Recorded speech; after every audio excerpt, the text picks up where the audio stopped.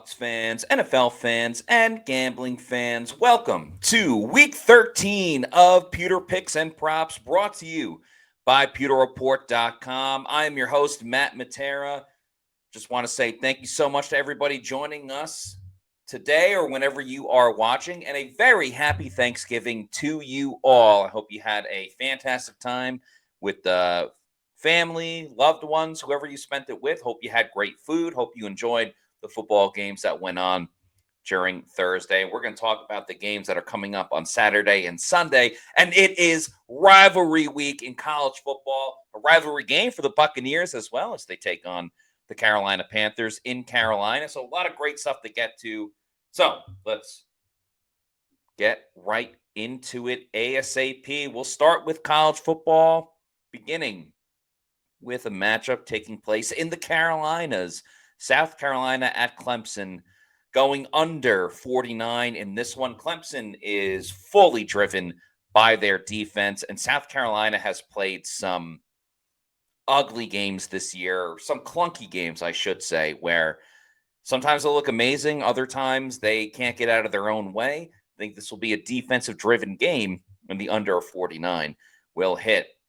Next one, as much as I don't like the team, they are steamrolling people left and right. So Notre Dame -7.5 on the road against the USC Trojans. This is their rivalry game. Notre Dame has proven a lot of people wrong ever since they lost to Northern Illinois. They are annihilating people, and USC have really came back down to earth, really ever since week one when they beat LSU. Maybe that says more about LSU than it does USC. The way things are going, Notre Dame can punch their ticket into the college football playoff. They don't have to play a conference championship game because they think they're too good for a conference. So they'll get smoked in the college football playoff. But for the time being, I think they're going to win big against USC. So take them -7.5. This next one is really what it's all about when it comes to rivalry week. I know does not have the same juice that it does from the year before. However, you can throw the record books out, as they say.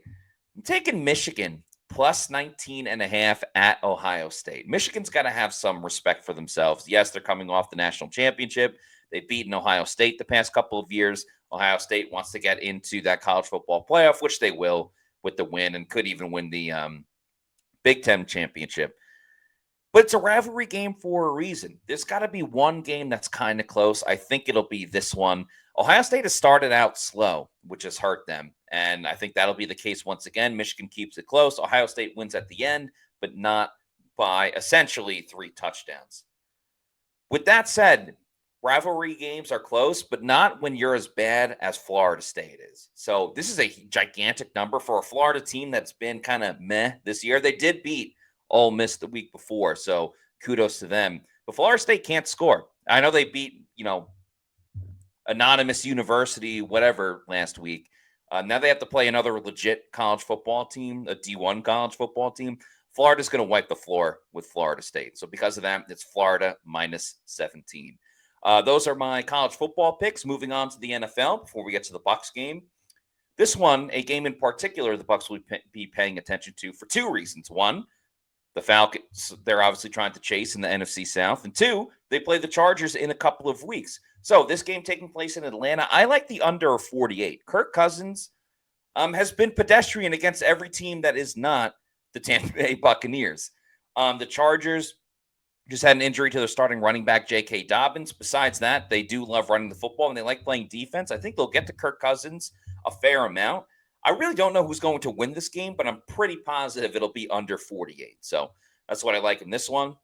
I also like the Steelers +2.5 at the Bengals. I know the Steelers did not look good against the Browns, but a lot of times when they are the underdog in a game, this time getting 2.5 points, that's when they play their best football. The Bengals have no defense at all whatsoever. So the big worry with the Steelers clearly is their offense. And if there's any team they're going to score points against, it will be the Bengals. So I think they keep Joe Burrow relatively at bay and probably win outright, but I'll take the spread of +2.5. This next one I also feel very confident about because the New York Jets suck as a football team. They're playing uninspired football. They want the season to be done. They don't want to tackle. They don't want to make plays. They hate their quarterback. And oh, by the way, the quarterback of the Seattle Seahawks used to play for the Jets, and he's coming back to MetLife Stadium to take on the Jets. Seahawks have a lot to play for. They're in the playoff race. The Jets hate each other. They want the season to be done. Let's start the new regime with the New York Jets. They need a head coach and a general manager. So because of that, probably another blowout. They've lost some games that they should win. They should have won 2 weeks ago against the Colts when Anthony Richardson, who got benched, now got to start that game, comes back in and beats the Jets. The Seahawks, they're not going to do the same exact thing. Of course they will. So Seahawks are going to absolutely smoke the Jets in MetLife Stadium. Another embarrassing game for Aaron Rodgers and the whole team. Seahawks -2.5. You can book that one. All right, moving on to the Tampa Bay Buccaneers. I'm going to pick the spread. The over-under, I'm doing this one with a little twist. I've done this before this season, but I like the Bucs -6 at Carolina. And instead of the over-under, which was at 46.5, give me the Bucs team total over at 26.5. I respect what the Panthers have done the last 3 weeks. They had won 2 in a row, and then they lost to the Chiefs in a very close game by 3. They had to kick the game winner, Kansas City, late in the game. But let's not forget, the Panthers do not do anything on defense. They don't get to the quarterback, and they don't record a lot of turnovers. I am not fooled by the fact that they beat the Giants, who have the worst offense in the league, and they beat a Saints team the week before that did not have Derek Carr. This Panthers defense is not good. We've seen a hobbled, depleted Bucs offense still put up points against pretty damn good Chiefs defense. Pretty good, 49ers team without Mike Evans. Mike came back last week, immediately scores, the Bucs, I should say, immediately score 30 points. The running game's going to be great. I still like the Panthers with overall what they're building towards, I should say. But I think after a little while, they won't be able to go drive for drive with the Bucs. That's why I like the Bucs -6 and the team total over. That's the one I like the most out of any of these bets that we have going on. So Bucs team total over 26.5 is the pick on that one. We'll get to the player props right about now. Let's start out with actually a Panthers pick. Bryce Young over 202.5 passing yards in this one. I just don't fully trust the Bucs secondary just yet, or the Bucs defense. I know they look great against Tommy DeVito and the Giants, but that speaks more to the Giants than it does the Buccaneers. I'm not even saying Bryce Young's going to have a great game, but Adam Thielen's back. Leggett, they've had some things going on. We'll see if the tight end ends up playing. But 202.5 yards is a very small number. And for a Bucs team that's been terrible defending the pass, I'm not ready to fully buy into the Bucs defense just yet. So give me Bryce Young over 202.5 passing yards. Next up, going back to the Bucs, Bucky Irving, the fan favorite, over 12.5 rushing attempts. He had 12 rushing attempts last week, as did Rachaad White. But it is a clear-cut case at this point. Bucky Irving is your best rushing running back on the team. That's not to say the other guys are not important. They very much are. But Bucky Irving has a chance to get 1,000 yards this season. If they lean into Bucky a little bit more, I think either because the Bucs will have a big lead and they just want to keep running it, they'll go with Bucky Irving, or Liam Cohen will say, hey, we know what we have with Bucky. We're going to go with Bucky Irving. So over 12.5 rushing attempts. Doesn't matter how good or how bad it is. I mean, the better it is, the more they'll go to him. But I like that. On the other side of it, Rachaad White, if they're going to be feeding Bucky Irving, that means less opportunities for Rachaad White. And let's face it, he hasn't ran the ball all that well this season. So I think he'll be a big factor in the passing game, as he always is, but not necessarily running the football. He'll get his opportunities, and I'm sure he'll be fine, but he's not going to be that good. So under 39.5 rushing yards for Rachaad White. 2 more picks to go, one of them being a touchdown prop. Mike Evans.